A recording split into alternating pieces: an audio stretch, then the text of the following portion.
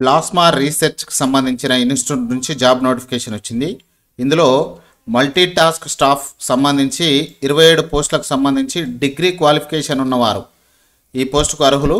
ఈ post location వచ్చేసి బాటు గాంధీనగర్ గుజరాత్, అదేవిధంగా గువాహతి అస్సాంకు సంబంధించి రిక్రూట్మెంట్లో అక్కడ పోస్టింగ్ చేయాల్సి ఉంటుంది.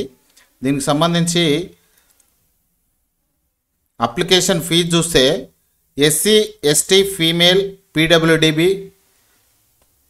పీడబ్ల్యూబీడీ ఈడబ్ల్యూఎస్ ఎక్స్ సర్వీస్ మ్యాన్కి అయితే 0 అప్లికేషన్ ఫీజు. తర్వాత ఇంకా అదర్స్ అంటే బీసీ ఓసీలకు సంబంధించి 2000 రూపాయల అప్లికేషను. ఆన్లైన్ మోడ్లో అప్లికేషన్ ఫీజు అయితే కట్టాలి. ఈ పోస్టుకు ఎవరు అప్లికేషన్ చేసుకోవాలంటే ఓన్లీ ఇండియన్ నేషనల్స్ అంటే ఇండియాకు సంబంధించిన అన్ని రాష్ట్రాల అభ్యర్థులు అయితే అప్లికేషన్ చేసుకోవచ్చు. అప్లికేషన్ ఏ విధంగా చేసుకోవాలంటే 29/7/2024 తారీఖు నుంచి 27/8/2024 5:30 వరకు ఇక్కడ ఇచ్చినటువంటి వెబ్సైట్లో అప్లికేషన్ చేసుకోవాలి. అప్లికేషన్ చేసేటప్పుడు మన దగ్గర ఉంచుకోవాల్సిన డాక్యుమెంట్స్ ఏమేమి ఉంటాయంటే ఒకటి passport size photo, colour photo ఉండాలి. ఏజ్ ప్రూఫ్ కోసం ఏదైనా సర్టిఫికేట్ను ప్రొవైడ్ చేయాల్సి ఉంటుంది. ఎడ్యుకేషనల్ మార్క్ షీట్స్, సర్టిఫికేట్స్, డిగ్రీకి సంబంధించిన అన్ని మార్క్స్ మెమోస్ అయితే సర్టిఫికేట్స్ ఉండాలి. ఎక్స్పీరియన్స్ ఉంటే ఎక్స్పీరియన్స్ ఏమైనా వర్క్ చేసిన వాళ్ళు ఉంటే experience certificate, caste certificate, payment చేసినట్టు రెసిప్ట్ అంటే సపరేట్ లాగిన్లో మీరు పేమెంట్ చేయాలి. అది ఎక్కడ చేయాలనేది నేను చూపిస్తాను ఇప్పుడు. ఇక మిగతా ఎనీ రిలవెంట్ డాక్యుమెంట్స్ ఉంటే అవి కూడా అప్లోడ్ చేయడానికి ఉంచుకోవాలి. ఇది అప్లికేషన్ ఫీజ్ చెల్లించాల్సిన అఫీషియల్ లింక్ ఇది. ఈ లింక్ ద్వారా పేమెంట్ చేసి ఆ రెసిప్ట్ను కూడా అందులో అప్లోడ్ చేయాల్సిన అవసరం అయితే ఉంటుంది.